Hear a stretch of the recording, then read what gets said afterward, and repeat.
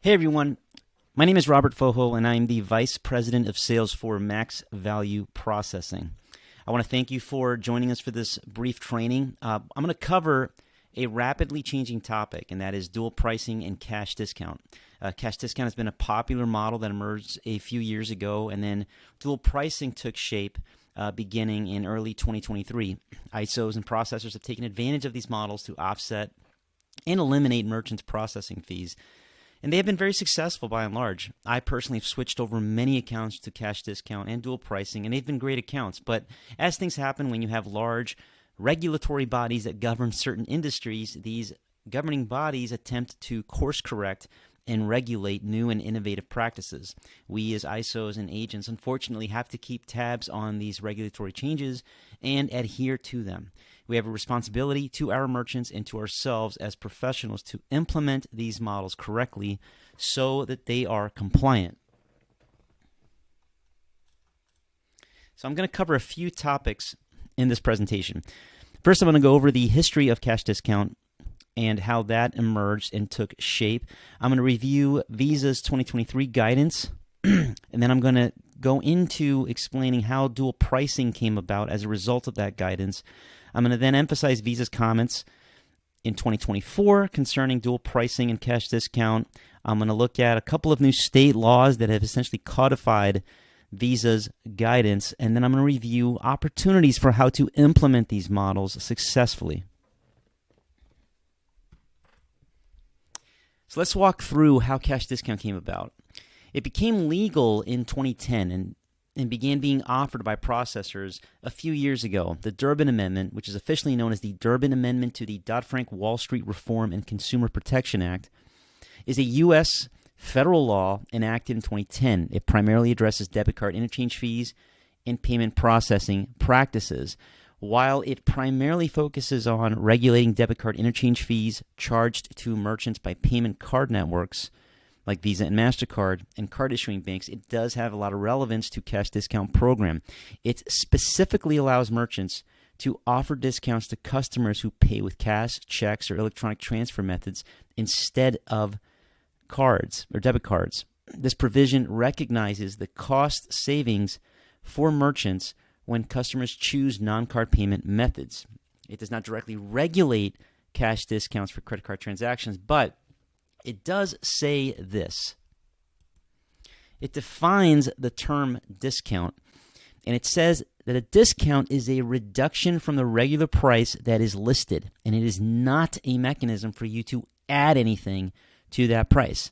Because if you're adding anything to the regular or listed price, then you're dealing with a surcharge, which is a separate pricing model that is governed by an entirely set of different requirements under Visa's rules.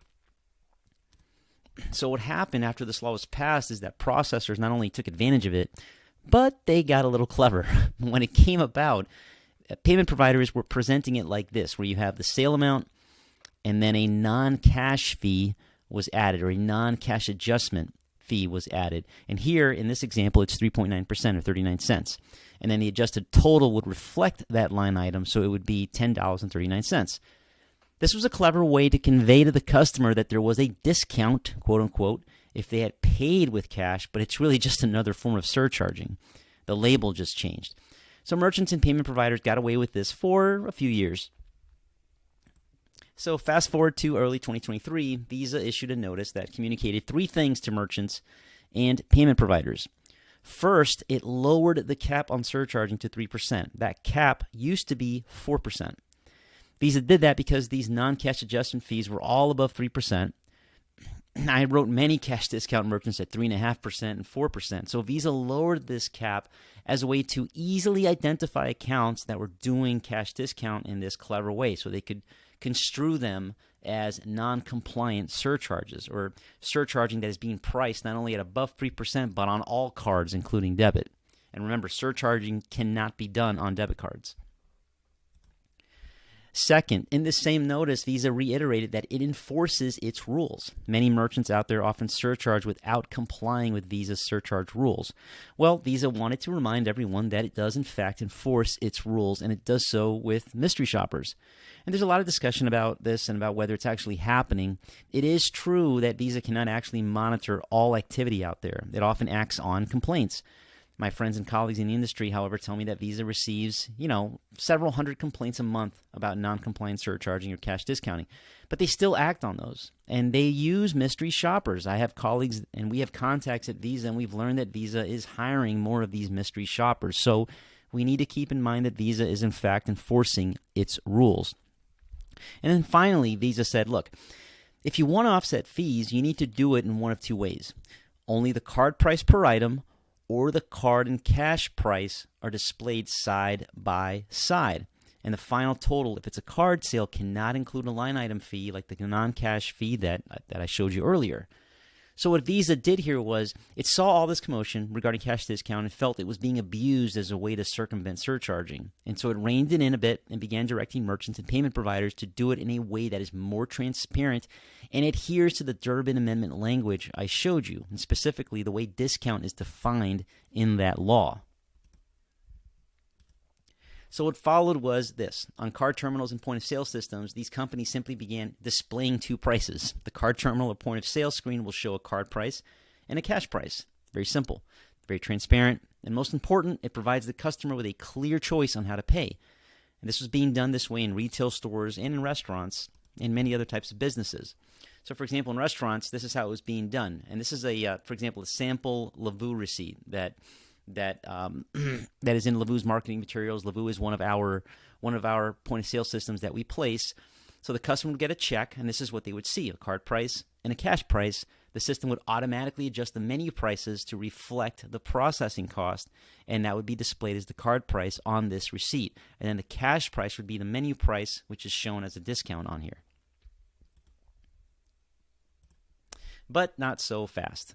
The problem with the way card and cash prices were being communicated is that they continue to display listed or advertised prices as cash prices and not as card prices. So earlier this year, in 2024, at a few trade conferences, Visa then outlined and emphasized the three different forms of what we call differential pricing, and those are surcharging, cash discount, and dual pricing. I won't go any further into surcharging here because that's not what this is about. But they did explain and emphasize that if you're going to pass the entire cost of processing to customers, you can do it in only one of two ways. You can do it as a cash discount or dual pricing. And cash discount means that the advertised or listed price is the card price. So a merchant can raise their prices 3-4%, incorporate the cost of processing that way, and those are now the card prices, which are advertised or listed to customers. And then customers are then offered a discount if they pay by cash or some other non-card alternative. That's one way to do it. The other way is what we call dual pricing. But for that model to be implemented in a compliant way, the card price and cash price both have to be listed for each item. For each item. So it's not just on the receipt at a restaurant. The menu has to show two prices. It's not just on the customer display screen at a pizzeria. The menu board has to show two prices. It's not just at the point of sale at a retail store. The shelf prices need to show two prices. And the best example of this pricing model is what the petroleum industry has been doing for decades: card price and a cash price. If you pay at the pump with a card, you pay a higher price. If you walk inside and pay by cash, you pay less. This is precisely what the Durbin Amendment expressly requires that card brands allow us to do, and it's what Visa's rules also expressly allow. New York recently passed a law that codifies this framework. The law states any seller and any sales transaction imposing a surcharge on a customer who elects to use a credit card in lieu of payment by cash, check, or similar means shall clearly and conspicuously post the total price for using a credit card in such transaction, inclusive of surcharge. So no line item. The price itself, the card price, has to include that cost and already be adjusted. The final sales price of any such sales transaction, inclusive of such surcharge, shall not amount to a price greater than the posted price for such sales transaction. Nothing in this subdivision shall be deemed to prohibit merchants from offering a two-tier pricing system. For the purposes of this section, two-tier pricing system shall mean the tagging or posting of two different prices in which the credit card price, inclusive of any surcharge, is posted alongside the cash price. So the New York law expressly permits offsetting costs in only two ways. As a cash discount model, where the advertised price is the card price, and customers can then pay a discounted price if they pay by cash, or as dual pricing, where two prices are listed for every item. The New York Consumer Affairs Department circulated this guidance sheet, and on the left are the practices it considers legal under this law, which I have just described, and on the right, the practices it considers illegal, which we also described earlier, and that's where we have a line item, or you have a sign that advertises that an additional fee would be imposed for card payments, etc. This guidance sheet is very helpful in identifying what practices are allowed and which practices are not allowed. And in Pennsylvania, and many states are starting to come up with ideas like this where they're codifying this practice. In Pennsylvania, there is a bill making its way through the legislature. It's being called the Pay the Price You See Act, and it would require businesses to display the price for the product or service along with all other charges and fees up front. So you know, when you reserve, for example, an Airbnb, you see the price for the room or apartment or a house, and then you select it, enter your information, and then at checkout they tag on a cleaning fee, a service fee, and a bunch of other charges. And all of a sudden, the room you were booking for $295 per night is now $450, and you're like, whoa. So this bill aims to eradicate that practice, and it also aligns with the New York law and Visa's guidance, all of which essentially require that the prices advertised must be the prices a customer will pay at checkout. So there's no confusion. Those prices can't be adjusted or have any surprise fees tagged onto them when you check out. So where does this leave us? Let's review. Cash discount and dual pricing remain very attractive pitches when prospecting merchants, but this is how it has to be done. You can do it as cash discount, where the advertiser listed prices are raised 3 to 4% to incorporate the cost of processing, and then customers are offered a discount if they pay by cash. Or you can do it as dual pricing, where the card price and cash price are listed for each item. These are great models. They're great pitches in certain settings, but we need to ensure that if we implement one of these models with a merchant, we need to ensure it is compliant, because we don't want merchants getting fined. We don't want merchants getting flagged, especially our merchants, because it affects our reputation, our expertise, and our relationship with those businesses. Now, this is fairly easy to implement and be compliant in many different settings, and I've included some examples right here. So, for example, auto repair shops.